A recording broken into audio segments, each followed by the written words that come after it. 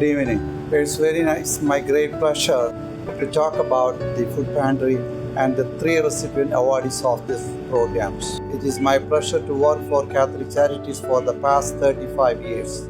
This food pantry started 45 years ago. It was one of the best food pantries around the country, serving 7,000 clients a month now. And in this pandemic time, we are open 7 days a week, and there is no time limit. There are so many experiences I can share with you. There are times that I used to call Carlos, who is in charge of the food pantry. In odd times, he used to come and open the food pantry and give the people food. So these 3 recipients are really deserve this award of the Caritas. And every penny we collect this time, it will be completely spent for the food pantry. Without your support, we were never able to continue the food pantry. So thank you and God bless you. My name is Carlos Walden, and I am the Catholic Charities Food Pantry Program Director. I was born in Colombia, and to go back many years ago, when I was a little kid, I was hungry one day, and after not eating for 24 hours and then eating, it was like a really bad moment for me, not having food for 24 hours. My mom didn't have food, and we just were hungry. After 24 hours, we actually got to eat something that my mom was able to get. And then after that, I said, wow, this was really sad that I was this hungry, and people should not be hungry. And then I said, when I grow up, I will do whatever it needs, whatever it takes, so other people don't go hungry. That's when I remember my promise when I was 8 years old, decided to come here in 1993 to Father English Community Center at the time, spoke to my boss about it, gave him the idea, and then he said, wow, this is great, we can do something about it. I started with 50 to 100 people in the back of the building, and right now we are doing 21,000 people in 3 different locations. We need to understand that when people are hungry, that's not the only problem they have. I mean, food is the minimum problem. Maybe money to pay rent, maybe somebody sick in the house, maybe they don't have electricity, maybe they lost the job. So when people come at the door, all you have to do is just look at their eyes. All they have to do is, can I speak to you for a second for you to understand that this person is looking for food, and that here is your brother, here is your sister, that you are supposed to see God's face in every single person that passes by you, and that's how that person needs to be treated, and I know right there and then that this person needs assistance.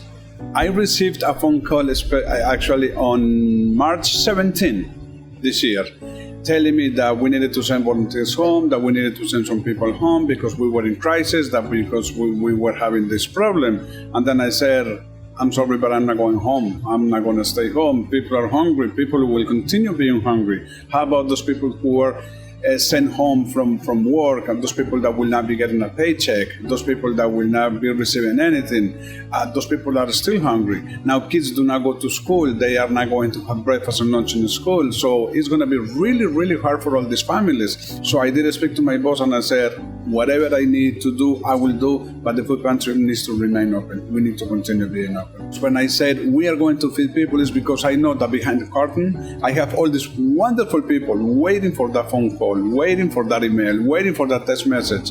So when that happened, I did make phone calls. Some people came to me and asked me, how are you doing? How can we help? If it wasn't for these people, I cannot do what I do. Actually, all I do is talk. They are the ones doing everything. Vlad McCall. I'm the Director of Youth Ministry at Our Lady of Mount Carmel Church in Ridgewood, and I'm a volunteer here at the Father English Food Pantry. I started working here as a volunteer when I met Bob and Carol Vasoda, who used to run the facility here.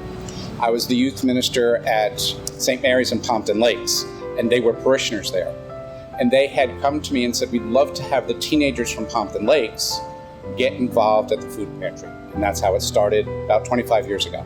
I think for most of them, the first thing that hits them is how close to their own home this poverty is.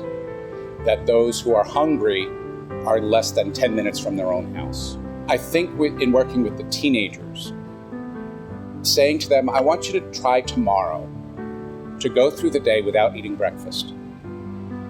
And then the next day, don't have breakfast again and only have half a sandwich for lunch. And see that gradual building of hunger over a couple of days, And that just opens their eyes.